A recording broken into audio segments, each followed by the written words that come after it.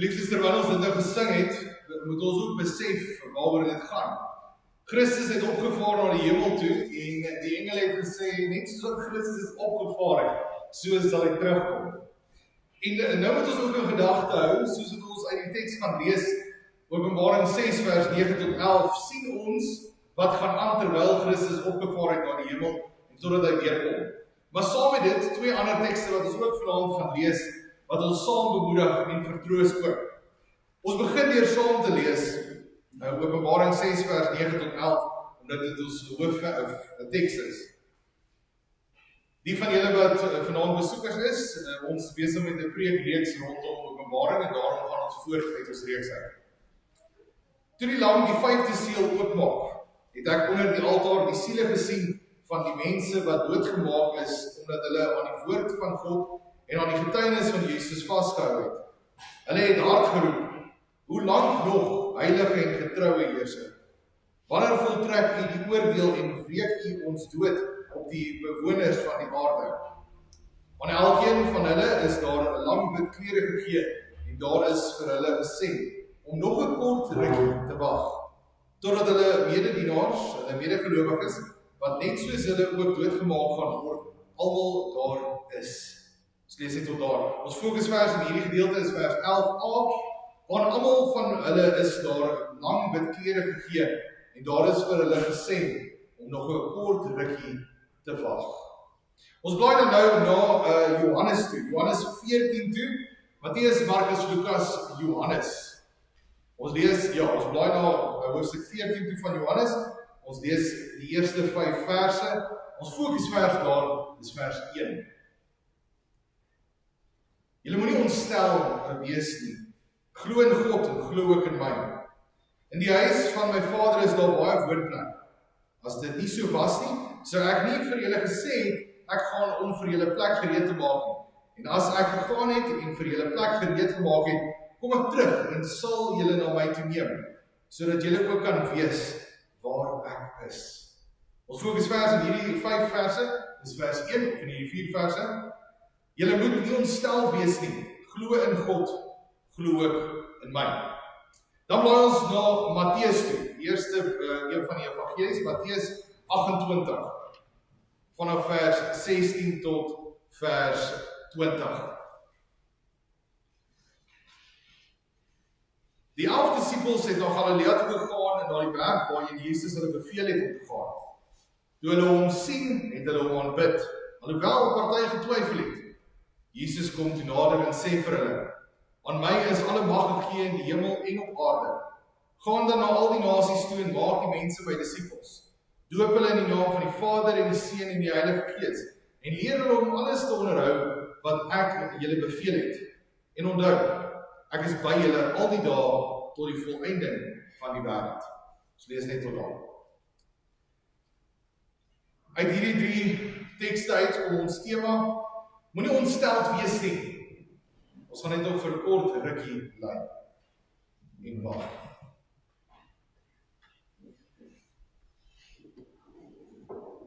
Geliefdes, vanaand is Hemelvaart erediens. Die hele dag was natuurlik 'n dag waar Hemelvaart gedenk het en waar ons mekaar herinner het daaraan. Kort het ons een of ander vorm van 'n WhatsApp boodskapie gekry waar ons sien daar soos 'n prentjie van wolke, miskien 'n duif, miskien 'n groot woorde wat sê gelukkige Hemelvaartdag. Ons weet vandag is Hemelvaartdag. Maar dit gaan nie net oor 'n boodskapie wat ons mekaar stuur nie. Dit gaan oor iets groters as dit. Dit gaan oor ons Here Jesus Christus wat gekom het om na hierdie aarde toe, neergedaal het en dan uiteindelik hier gesterf het vir ons sondes. Die offer was vir my en jou, wat die straf van ons sondes gedra het, opgestaan het uit die dood en uiteindelik opgevaar het na waar hy nou regeer. Met dit in gedagte kan ons baie maklik rondom ons kyk en vra maar nou, as hy regeer, hoe lyk dit nie so? Dan kyk ons na dit uit 'n wêreldse perspektief uit. Die Here regeer, maar ek is onlangs laat gaan van my werk af. Die Here regeer, maar my finansies is totaal en al in gedrang, gevaar. Die Here regeer, maar ek het my enigste kind aan die dood afgestaan. Daar's oorlog, die ekonomie gaan agteruit. As die Here opgevaar het en regeer, waar is dit dan? Hoekom lyk dit nie so nie? Dit is 'n tipiese vraag wat 'n mens kan vra as ons net aardse perspektief het, wêreldse perspektief het. Maar kom ons gebruik 'n beeld. As ons onsself indink, ons het 'n kind, of daar's 'n pa met 'n kind of 'n ouer en 'n kind, en die kind is nou vir die naweek weg op 'n kamp. Maak nie saak wat 'n kamp, die rugby, hokkie, tennis, fietsrykamp, wat ook al kamp. En die ouer sê vir sy kind, ek gaan jou kom haal Sondagmiddag 3. En die kind kom uiteindelik na die kamp moeg aan. Hulle sit daar so voor die skoolshek en dan wonder hulle, maar ek sien nou nie my pa, my ouer nie, my ma is nie. Dit het dalk nie met almal van ons gebeur nie, maar ergens het dit al gebeur met een van ons, dat ons dink, o God, iemand het my vergeet. Middag word aand, en aand word nag en 3 uur is skielik 8 uur en die kind sit nog steeds alleen. En dan kom vrae soos, my pa my vergeet. En my ouer my werklik vergeet hierso by die skool. Is hulle nie meer lief vir my nie? Want as hulle nog lief was vir my, dan sou hulle waarskynlik nie gewees het. Nou wat nou? Dit is 'n emosionele oomblik vir daai persoon, vir daai kind. En net so kan dit vir my en jou ook wees wanneer ons dink, maar al hierdie dinge gebeur in die wêreld, maar nou waar is die Here? Is hy ooit lief vir ons? Gee hy om vir ons? Waar is hy? Hoekom is hy nie hierso nie? Ons vra vandag, waar is die geregtigheid? Waar is die doel in hierdie gewaggery? Hoekom het die Here nog nie teruggekom nie? Met al hierdie ongeregtigheid wat plaasvind, waar is hy? Nou moet ons ook 'n gedagte hou van waar ons kom. Ons is nou al besig gewees deur die boek van Openbaring en hoofstuk 4 en 5 het ons gesien die troonkamer van die Here, waar Johannes dan nou die 4 lewende wesens sien. En dan hier in hoofstuk 6 het ons al gesien hoe die eerste 4 seels oopgebreek is. Waar die eerste, die 4 perde uitgegaan het. Die wit, die rooi, die swart, die vaal een. Die valse vrede, die dood en die moord, die ekonomiese agteruitgang en uiteindelik die doderyk. Dit is wat ons so ver gesien het, maar nou kom ons op 'n punt waar ons sien hoe die hemelvaart uiteindelik vir ons meer sin maak. Waar die 5de seël oopgemaak word en waar ons perspektief wegskuif van die 4 perde van Openbaring na die hemelvaart van Christus en besef hy regeer selfs daar wanneer daar lyding is. Ons konteks is waar die kerk vra, Here, hoe lank nog? Regeer U werklik? Wanneer straf U? In Johannes 9 sien ons dit. Toe die lam die 5de seël oopmaak, het hy onder die altaar die siele gesien van die mense wat doodgemaak is oor die woord van God en oor die getuienis wat hulle gelewer het. Dit klink verskriklik dat ons nou daaroor praat op Hemelvaartdag. Maar geliefdes, is 'n realiteit. Reg rondom ons is daar Christene wat vervolg word vir hulle geloof. En dan maklik kan ons vra, maar as Christus dan nou werklik regeer, hoekom het hy dit gered nie? Ons moet nie daaraan vaskyk nie.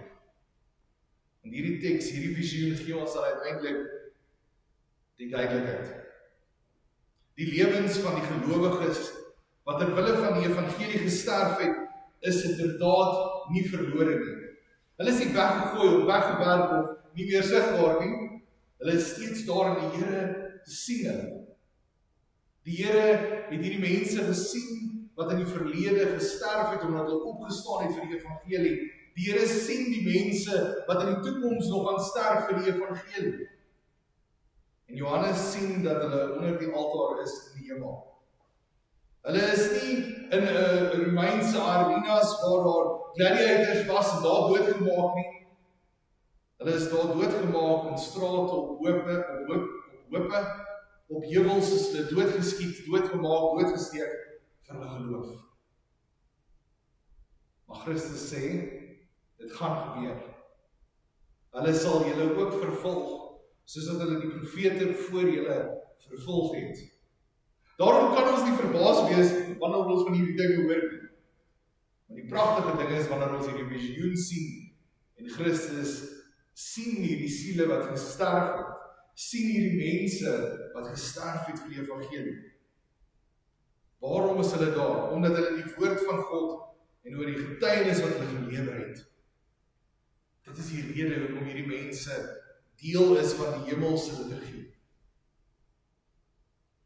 Die Here sien hulle raak, Christus sien hulle raak.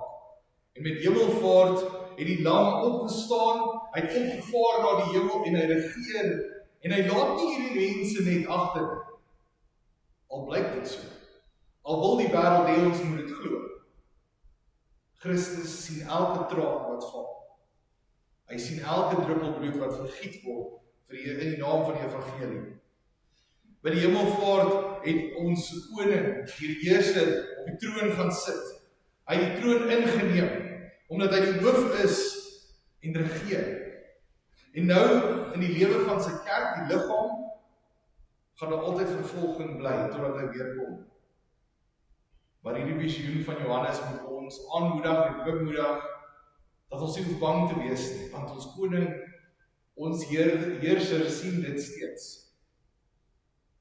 Ons moet insien hoe Christus die hoëpriester is, wat steeds by die altaar staan, voor God, die sondes reeds betaal het, en steeds daai mense wat dood is vir die evangelie by hom het. Die martelaars is nie iewers in 'n donker hoekie in die heelal nie. Hulle is in die hart van die hemel, by God self. Die hemelvaart waarborg dat hierdie lyding wat ons verduur in hierdie lewe, is nie verniet nie. Dit waarborg, dit is nie te vergeefs nie. Dit waarborg dat ons Here Jesus dit ook sien. Ons koning wat op die troon sit, sal daarop reageer. In vers 10 lees ons, hulle het met 'n harde stem uitgeroep, Heilige en betroubare heerser, hoe lank gaan u nog wag voordat u die mense wat op die aarde woon oordeel en ons bloed op hulle wreek? Hierdie martelaars wat by die altaar is, roep uit. Hulle roep uit, hoe lank nog, Here? Hulle gebruik baie besonder die woord heerser, want Christus heers. En dit dui op die absolutiteit van sy soewereiniteit. Hy is nie 'n God wat magteloos is en terugstaan in die geskiedenis nie.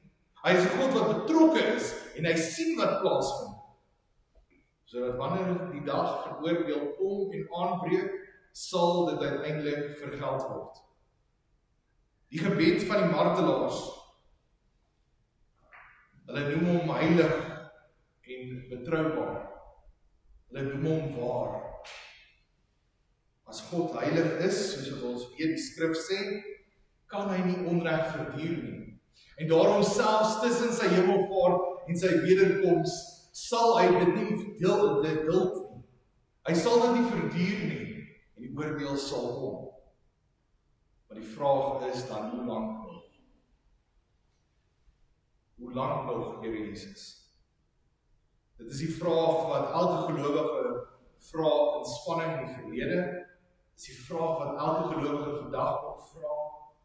Dis die vraag wat ons kinders ook nog gaan vra, as die wederkoms nie voor dan plaasvind nie.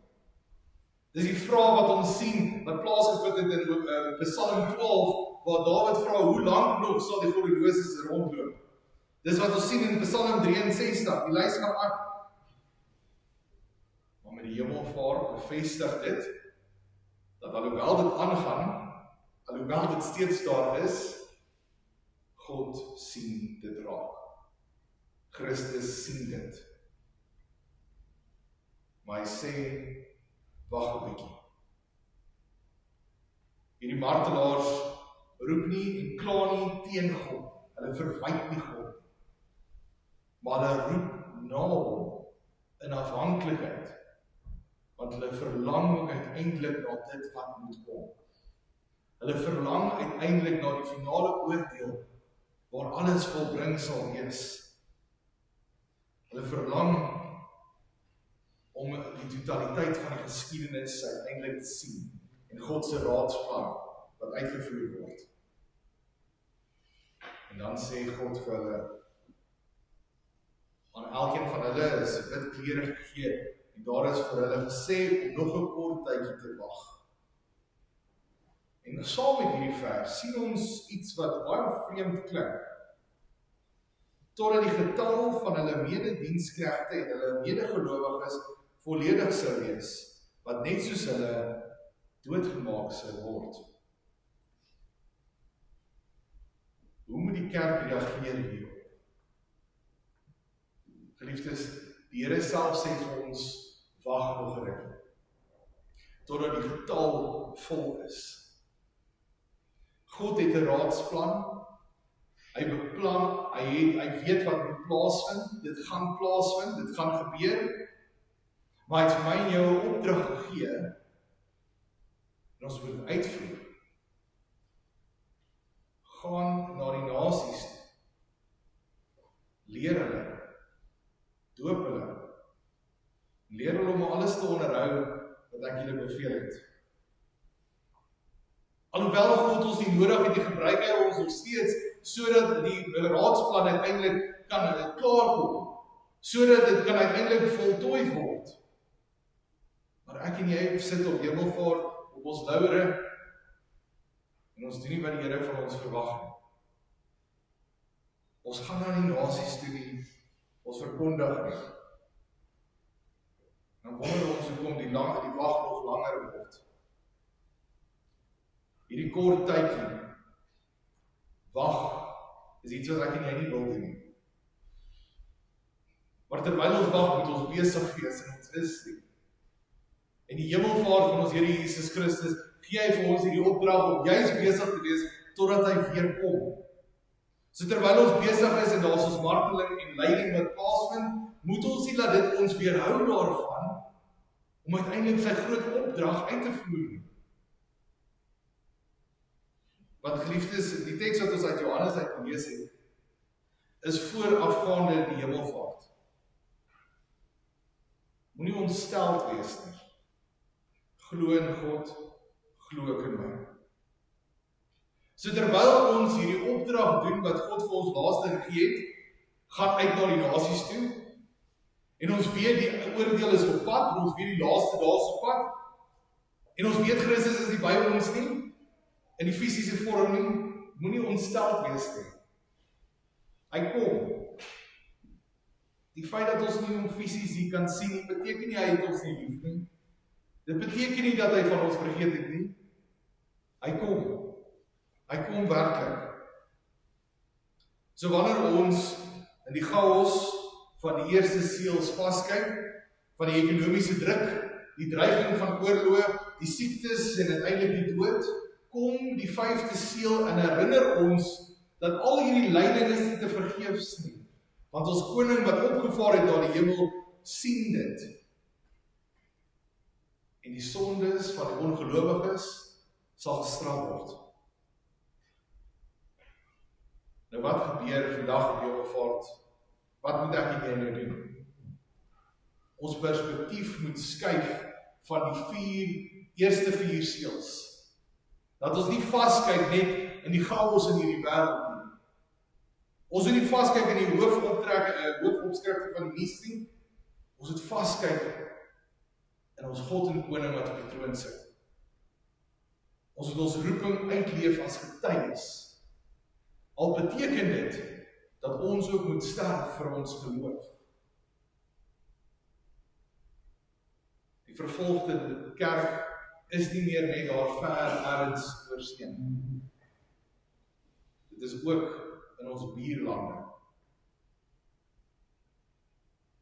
So in daardie stryd, terwyl ons sien alles kom nader, alles raak erger en mense word doodgemaak vir hulle geloof, mag die hemelvaart van ons Here Jesus Christus ons altyd bemoedig en versterk. Want hy regeer en hy sien dit raak. Waarom wag die Here? Sodat die som totaal van almal wat moet hoor, uiteindelik hoor. Het God ons vergeet? Nee. Sy hemelvaart en die beloftes saam met dit sal vervul word wanneer hy weer terugkom. Maar moenie ontstel wees nie. Die getal word voltooi. Die Here heers en hy regeer werklik.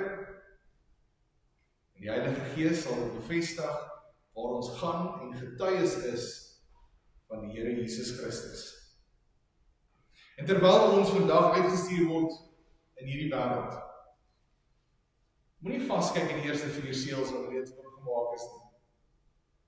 Maar kyk vas in die een wat die leiding sien, wat op die troon sit en ons God en Koning is.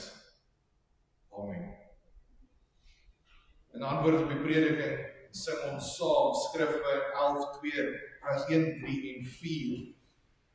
Ons sing dit saam waar ons opnuut weer herinner word, maar ook mekaar bemoedig.